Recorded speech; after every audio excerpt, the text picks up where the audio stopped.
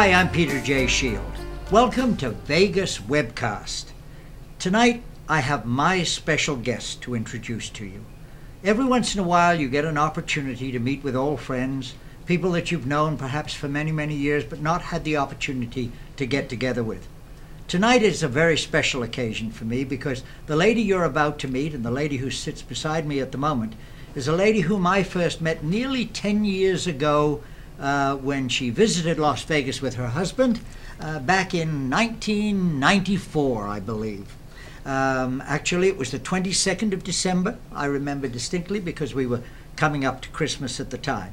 My special guest today is Martina Massoud. Welcome, Martina. Thank you very much for receiving me. Welcome to Las Vegas. Martina has a special place in my heart because she and her husband come from a part of the world that I have long wished to explore and long wished to visit. Martina actually is a native of Switzerland. Exactly, yeah. But have spent most of her life, I guess, commuting, if you like, between her home in Switzerland and the Middle East, where she's been involved. You were raised and brought up, I believe, Martina, in Switzerland. I was actually born in Austria, but but I came to Switzerland when I was 5 years old. So I started schooling in Switzerland, and then in the German part of Switzerland, because as you know, we have 4 languages. I didn't know that. In Switzerland In itself. Switzerland, we have the French part where we speak French. We have the Italian part where we speak Italian, the German part, which is the biggest part of Switzerland. And then, of course, we have the Romansh part, which is a very small part. So I was brought up in the German part, and then I came to the French part to complete my studies. And there I met my husband. Right. And you speak quite a number of languages, if I remember. Yes, I do. My mother tongue is German. Right. I try to speak good English. You do very well. Thank you. I do speak French. Right. I speak Arabic. Of course. And I have some knowledge in Spanish. What is Switzerland like to live in as a country? Of course, Switzerland as a country is... it's quite small. It is very small. We have only 7 million. Oh, really? Population? The population is 7 million. So the biggest city is Zurich, which has about 1 million. Right. The population of Zurich is about 1 million. And they're all bankers? Not all. No, there are some banks in the public gardens, yes, as well. But no, Switzerland, of course, is very small. To get from one part, let's say from the east to the west, is about 400 kilometers. I do not know how to explain it or how to say it in miles. It's about 400 kilometers. So I was just thinking, you know, when you're here in the States and you go from New York to Los Angeles, you fly 5 hours. Right. You know, when we fly 5 hours, we are already well somewhere. Out of the country. Exactly, very far away from our country. Right. So Switzerland is a European country, very liberal, very free. So it's nice to live in. Very beautiful mountains. Climate, what's the climate like there? You Climate have is, a winter and a summer. Yes, we have. We have the 4 seasons. Right. Of course, we are very famous for our snow and our winter resorts. When you come to Switzerland in the summer, it's very pleasant as well. Yeah, it is. Yeah, it's one sorry. No, I was going to say it's one of the places I've always wanted to visit. You have never visited it? No, not had the opportunity yet. So the next time you come, absolutely, you come to visit me. I'm actually what is the word they use? Digging for an invitation, I guess. Good, you'll have it. Thank You'll you. have it.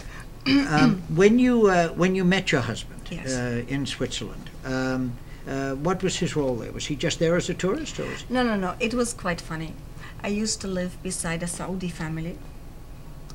We lived in the same apartment building, and we started to know each other. And the lady, I visited them, and they invited me because they are very, very friendly and very, what do you call it?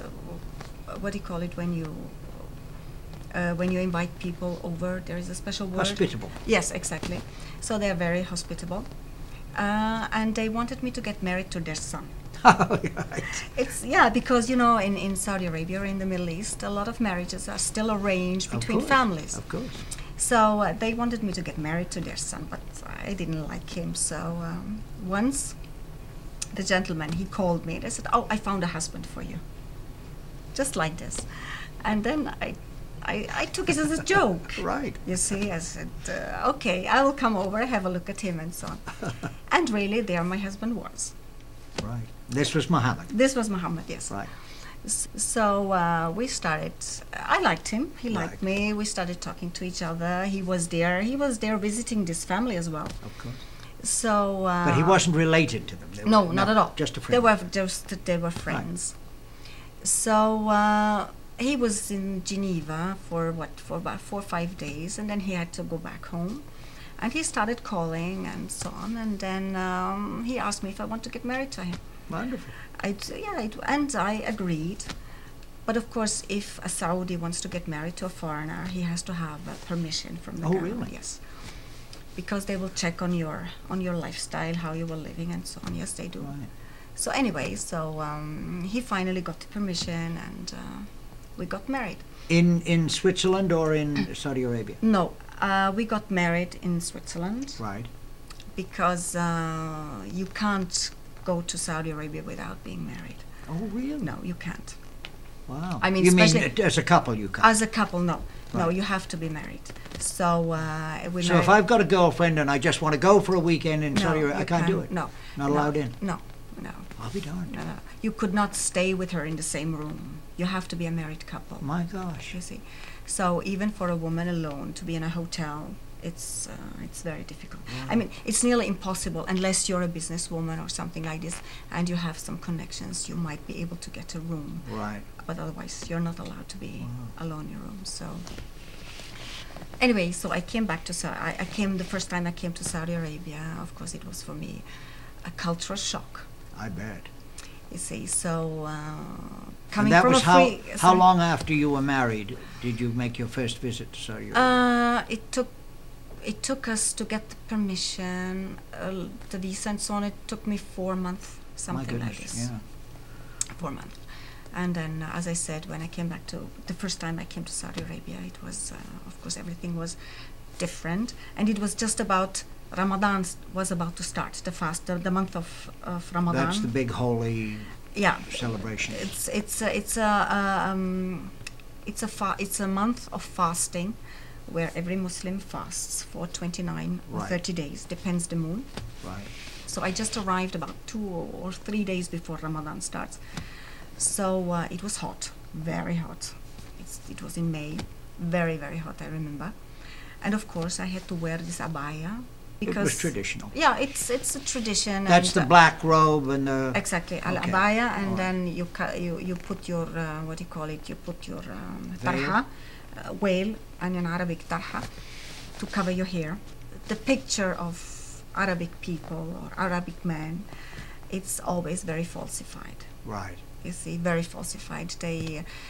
They're considered as machos. They're considered as controlling women, and you have no rights. You have nothing. This is completely wrong. Right, and that's what I so wanted to be able to bring out in our little get-together today, the lifestyle there. We might take just a short break and be right back, and we'll talk a little bit about life in Saudi Arabia. My pleasure. My special guest this evening is Martina Masood, visiting us from the Middle East, and we're discussing lifestyles of the rich and famous, but not here in Las Vegas, in the European and certainly the Middle Eastern community. Martina, your husband didn't come with you on this trip, mainly because he felt the climate wasn't right to fly around the country. You've lived most of your life now in that climate and in that atmosphere. Tell us, if you will, a little bit about what it's like to have to travel from that part of the world and just, I guess, the circumstances. It's first of all, it's a pity that my husband didn't come to the States, because he likes the States. We have been here before, and we never had any problems, and we are of course very sorry what has happened. And I would like to emphasize that not all Arabs or Muslims do agree about what is going on right now. So but he didn't want to come to the States. Now he's in the Sudan at the moment. No, he's in Saudi Arabia. Oh, he's in Saudi Arabia right now. Yes. So because he didn't want to go through all this checking. I know. And double checking, and asking, because of course everybody wants to be secure and wants to be, of course. But what can I say? I think it is very difficult right now for somebody from this part of the world traveling anywhere, because he is considered as a potential terrorist, right, or whatever. Right. And I think this is a pity. Yeah. Well, I mean, he's an international businessman. He's known and traveled and lived amongst us. I mean, it's, you know, you were telling me some rather interesting things about constraints on passports, for example, visas to the United States right now. What's the situation there? Did you say you have to have a new passport? Yeah, I have got a Swiss passport, and starting from the 1st of October, to enter the United States, you have to have either a new Swiss passport or the old one with a visa. And the visa, you have to go personally to the embassy. The consulate, yeah. To the embassy. To apply for the visa and questioning. Okay, and long process. Exactly, it's a very long process. So I had to have a new passport to be able to come. Yeah, to be able, and not having or facing any problems. Right, right. So. But of course, being a Swiss national, you wouldn't really be sort of lumped together with your husband's not culture. not at all.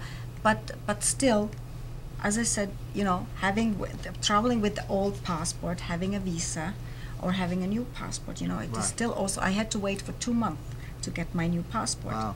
You see, and my old one was still valid for about 5 years. Okay. You see, so I had a choice. Right. Either applying for a visa or having a new one. Right. So it was quicker to get the new one. Yeah, most probably. Well, I really want to thank you for giving us an insight into this fascinating subject, because we hear so much and we see so much about it on the news, and so much of it, I'm sure, is distorted, as you quite correctly pointed out. I do have one little surprise for you, though, that I have tucked away here. This will bring back some memories. This is a photograph of you and your dear husband, Mohammed, on the day we met at the Hilton Resort here in Las Vegas, and I'd like you to keep that as a souvenir. Unfortunately, it's blown up from a Polaroid, so it's not the best reproduction in the world, but I hope you'll take that back and treasure it as a little souvenir from us. Oh my goodness, of course, very much so. Oh my goodness, very much so. Thank you so much for being with us. Thank you very much. It was a real pleasure. Yeah, and thank you guys for staying and tuning in. On behalf of all here at Webcast, I'm Peter J. Shield. Thanks for watching.